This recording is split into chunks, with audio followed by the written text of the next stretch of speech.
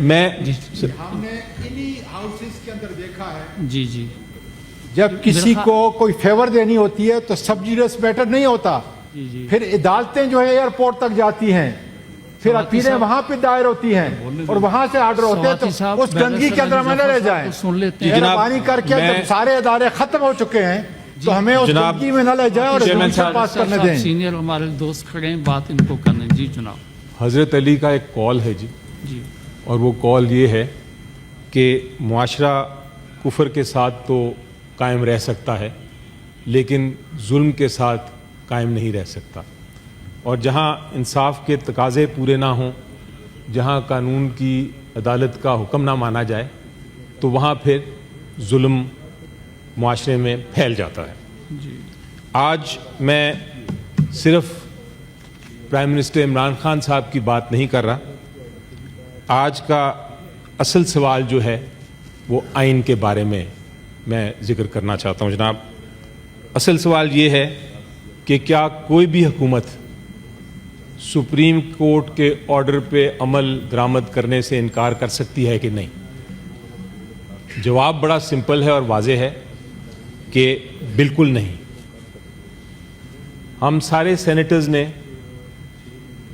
حلف لیا ہوا ہے، جو آئین کے مطابق حلف ہے، آئین میں درج ہے، اور اس کا جو بیسز ہے، اس کا جو فنڈامنٹل پرنسپل ہے اس حلف کا، وہ یہ ہے کہ ہم نے آئین کی حفاظت کرنی ہے۔ یہ ہم نے حلف میں کیا ہے، آئین کی حفاظت کرنی ہے اور ہم نے آئین کی پاسداری کرنی ہے، اور ہم نے جو بھی اپنے فرائض انجام دینے ہیں وہ قانون کے مطابق دینے ہیں۔ اگر آپ کہتے ہیں تو میں پڑھ دیتا ہوں، لیکن یہ اوتھ ہم نے سب نے لی ہے، اور یہ صرف ایک رسم کے طور پہ نہیں، یہ آپ نے اور میں نے ایک وعدہ کیا ہے، ہم سب نے ایک وعدہ کیا ہے قوم کے ساتھ۔ اور یہ وعدہ صرف اس لیے نہیں کیا کہ جب آئین پہ عمل کرنا ہے ہم نے آسانی سے تو ہم وہ کر لیں، یہ وعدہ اس لیے کیا ہے کہ جب، اور اس وعدے کا امتحان بھی تب ہے کہ مشکل وقت میں بھی ہم آئین کے ساتھ کھڑے ہوں، آئین کی حفاظت کریں۔ یہ اس وعدے کا اصل امتحان ہے۔ تو دیکھتے ہیں آئین کیا کہتا ہے اس کے بارے میں جناب، جس بات کی ہم ذکر کر رہے ہیں۔ آئین کے آرٹیکلز، 3 آرٹیکلز کو میں ریفر کرتا ہوں۔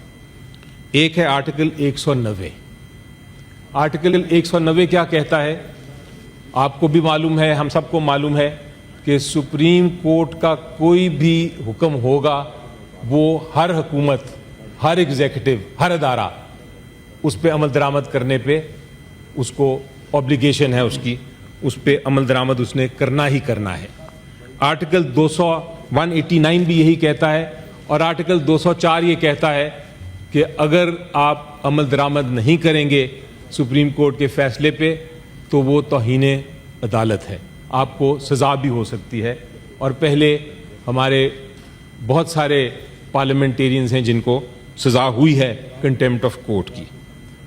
تو یہ جو تینوں دفعات میں نے کی، یہ کوئی معمولی دفعات نہیں ہے میری نظر میں، یہ بلکہ ریاست کے نظام کی بنیاد ہے، یہ تینوں جو شکے میں نے آپ کو ذکر کیا۔ اب ذرا نظر ڈالتے ہیں کہ سپریم کورٹ نے 18 اگست کو کیا حکم فرمایا سر۔ سپریم کورٹ نے 18 اگست کو یہ حکم فرمایا کہ عمران خان پرائم منسٹر کو آپ ان کے علاج کے لیے شفا ہسپتال لے کے جائیں۔ نمبر 2، اس حکم میں یہ فرمایا گیا کہ آپ ایک میڈیکل بورڈ تشکیل دیں، اور میڈیکل بورڈ میں انہوں نے باقاعدہ طور پہ کہا کہ فزیشین ہو، جنرل سرجن ہو، آنکھوں کا ایکسپرٹ ہو، میڈیسن کا ماہر ہو، کارڈیولوجسٹ ہو، اور اس کے ساتھ ساتھ ڈاکٹر فیصل سلطان اور ڈاکٹر عظما کو بھی کہا گیا کہ وہ علاج میں شامل ہوں۔ اور تیسری چیز یہ کہی گئی کہ حکومت جو ہے وہ سیکیورٹی فراہم کرے اس سارے اقدام کے لیے۔ اور چوتھی اور سب سے اہم بات کی گئی، عدالت کے آرڈر میں یہ باقاعدہ طور پہ ذکر کیا گیا کہ آپ ان لیٹر اینڈ اسپرٹ، یعنی اس آرڈر کی روح کے مطابق آپ اس پہ عمل درآمد کریں گے۔ اب ہوا کیا जनाब इमरान खान साहब को शिफा अस्पताल नहीं ले जाया गया। इमरान खान साहब के लिए बोर्ड तश्कील नहीं दिया गया।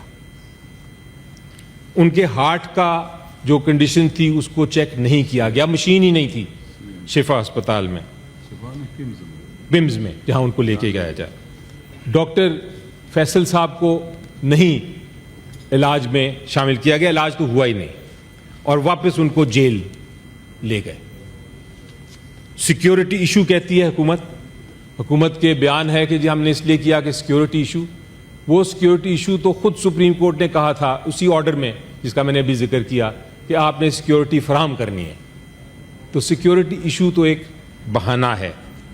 असल मसला ये है कि सुप्रीम कोर्ट की ऑर्डर्स की डिसोबीडियंस हुई है, खिलाफ वर्जी हुई है, क्लियर कट खिलाफ वर्जी हुई है, और हुकूमत जो है आइन की शिक जो बड़ी क्लियरली मैंने पढ़ी उसकी खिलाफ वर्जी करते हुए इस ऑर्डर पे अमल नहीं कर रही, बल्कि उस ऑर्डर को खुद ही तब्दील कर दिया है।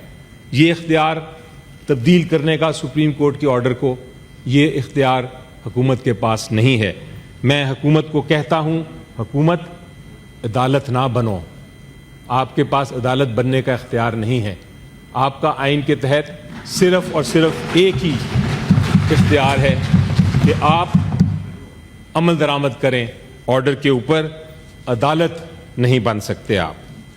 मैं हुकूमत के दोस्त मेरे पास बैठे हैं, बहुत एक्सपर्ट्स हैं अपनी अपनी फील्ड में, आपका उनको मुखातिब होना चाहता हूं मैं और कहना चाहता हूं कि आपका इमरान खान साहब के साथ आपकी मुखालफत है, इमरान खान साहब की सियासत से आपकी मुखालफत है, इमरान खान साहब की पार्टी पीटीआई से आपकी मुखालफत है, हम सब जो इधर अपोजिशन में बैठे हैं हमसे आपकी मुखालफत है।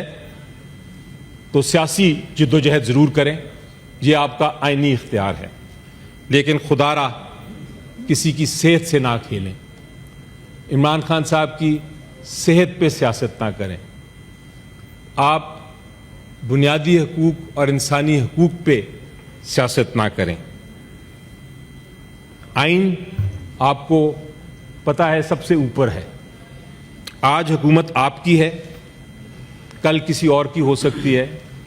आज हुकूमत आपकी है, कल हम भी हुकूमत में आ सकते हैं, लेकिन आइन सबका है, ये रियासत, ये पाकिस्तान सबका है। अगर आज मैं आपका ये असूल मान लूं, एक सेकंड के लिए आपका ये असूल मान लूं कि जो फैसला आपको पसंद नहीं है उस पर आप अमल दरामद नहीं करेंगे, आप उसको तब्दील कर लेंगे, तो फिर आम शहरी को इंसाफ कैसे मिलेगा? आप खुद वकील हैं जनाब, आम शहरी को मुझे बताइए इंसाफ किस तरह मिलेगा अगर मैं ये असूल को मान लूं? मैं फिर वापस उसी बुनियादी अपनी बात पे आता हूं कि आप अदालत नहीं बन सकते, आप अदालत नहीं हैं।